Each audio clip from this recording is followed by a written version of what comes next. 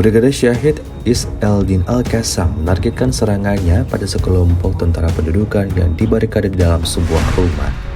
Rekamannya beredar di aplikasi pemesanan Telegram pada Sabtu, 30 Maret 2020. Serangan itu diketahui berlangsung di sekitar rumah sakit Nasr, sebelah barat kota Khan Yunis.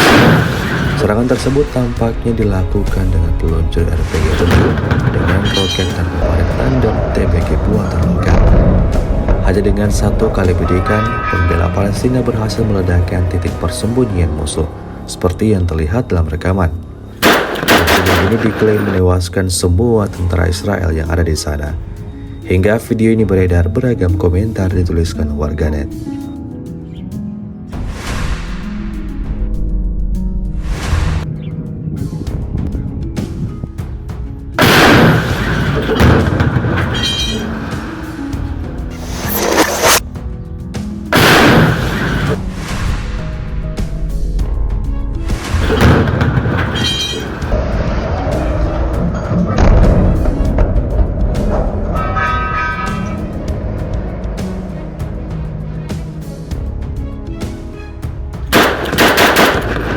Download Tribun X sekarang, menghadirkan lokal menjadi Indonesia.